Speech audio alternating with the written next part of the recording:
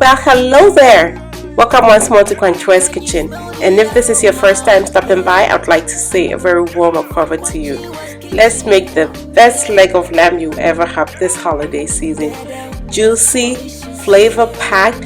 You and everybody at that table are just going to be in love with it. Come along and let's do some cooking. In a bowl, I'm going to combine some all-purpose seasoning, paprika, and some black pepper. To this, I'm going to add some garlic. I'm pretty much using a whole bulb of garlic, and I'm using my garlic press to squeeze it out. Feel free to reduce the amount if you don't like too much garlic.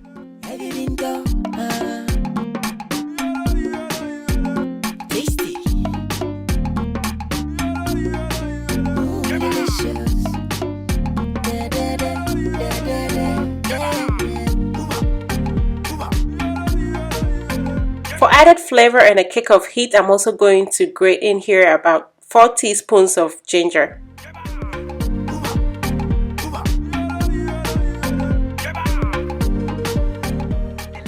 I'm also going to add some rosemary and sage. So I have 2 tiny sprigs of rosemary and 1 sprig of sage. I'm just pulling off the leaves actually, and I'm going to finely mince these and add to my other ingredients. This is going to bring a lot of flavor.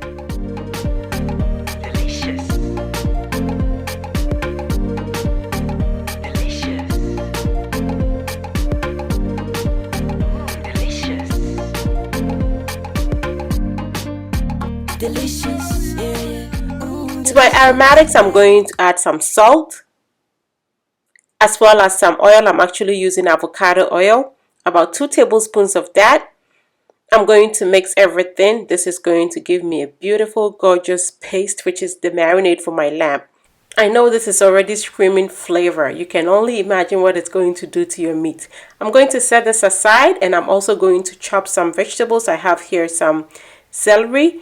I'm just going to roughly cut them, as well as some carrots, onions, and garlic. These are going to go on the bottom of my baking sheet. It is going to add some flavor to my meat.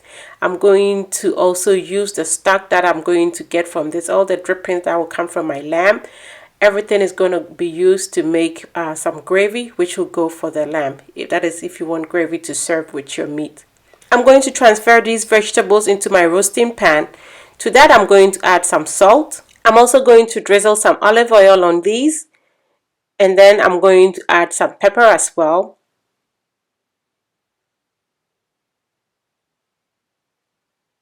This is going to be used in making the gravy, so you want your vegetables to be well seasoned so the juices that come out of it is going to be perfect. I'm going to toss everything together and then set it aside and work on my meat now.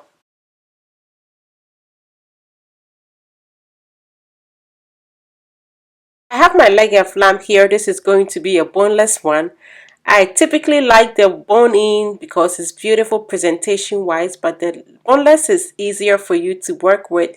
You can tuck all your amazing herbs and marinade into the pockets, because it has all that whole inside and makes your meat flavorful. It's easier to slice when it is done cooking. It is already washed. I've patted dry, and now I'm making these incision on it. I'm just cutting through the fat. You just want to be able to apply some of your marinade into these openings that you are making, and when it cooks and it splits open, it is also beautiful. It just gives your lamb a beautiful presentation. So I'm just trying to make these. I'm cutting across almost like I'm making squares, and done. Now I'm going to now go ahead, flip it over, and apply my marinade to it. So most importantly, I'm going to tuck some of this gorgeousness into the opening, the middle part, and that way your meat is not going to just have that flavor on the outside, but every piece of it is going to come out tasting amazing when it is done cooking. So you want to rub it in, massage it, make sure that every part of your meat is pretty much well covered with all this goodness. Delicious, yeah, yeah. Delicious, delicious, yeah, yeah. Delicious, delicious, delicious, delicious.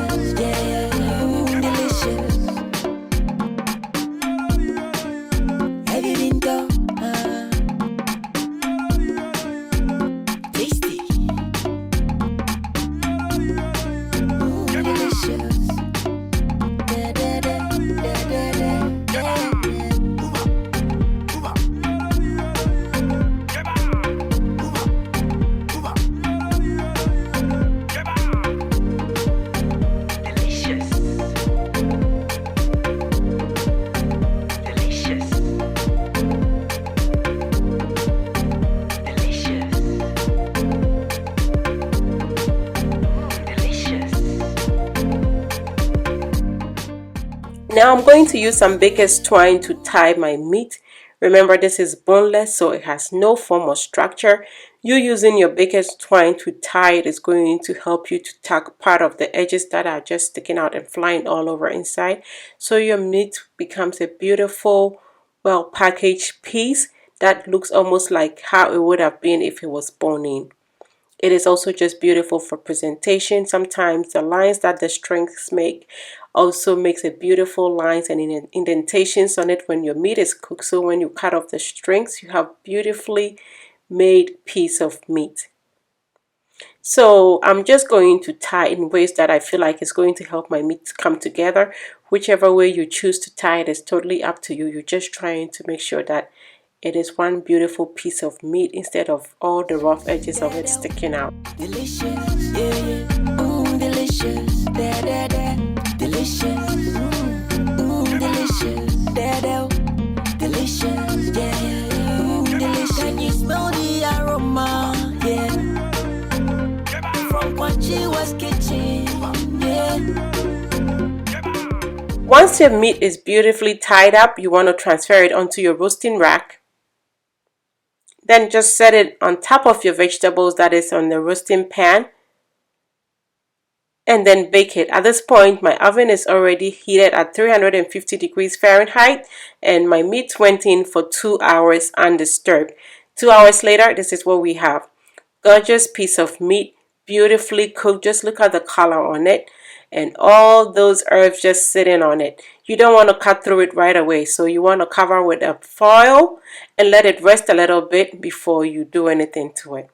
So whilst it's covered, I'm going to prepare my gravy. That is, if you want some gravy, I have my beautiful well roasted vegetables here oozing with all the juices and flavors.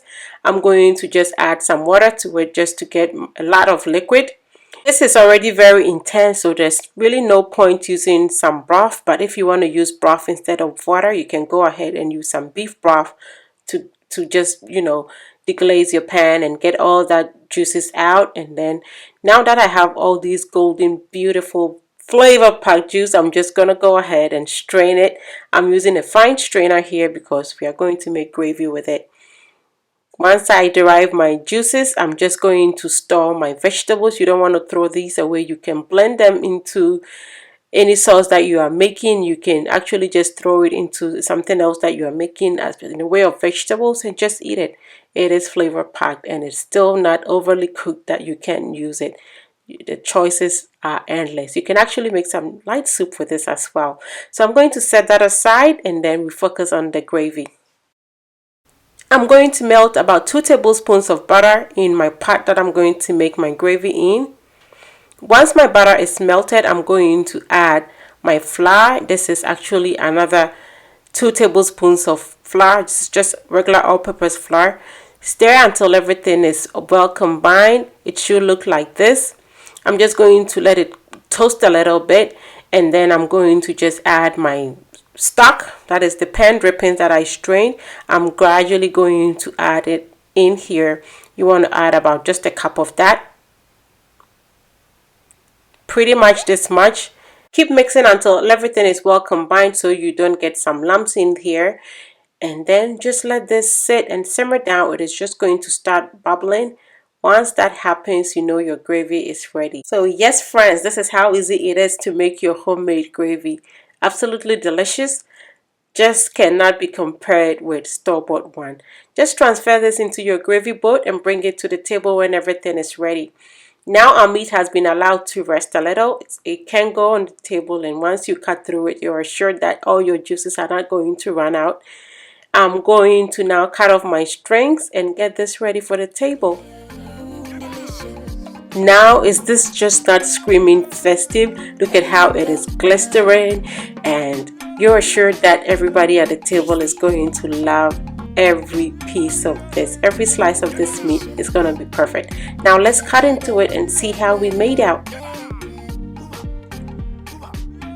Just look at that. And that is when I actually like to have boneless, because you can make beautiful slices without having to stress about cutting around the bone. This was bursting with flavor. I really hope you are able to bring this to your holiday table. Everybody is going to love it. Thanks so much for watching. Kindly give me a thumbs up and share. If this is your first time watching me, my name is Kwanchua, and making simple, replicable meals like this is what truly makes my heart happy. And I hope you subscribe to my channel for more of such content. And until I come your way next time with something delicious, be loving, be kind, be happy, and happy holidays. Delicious, yeah.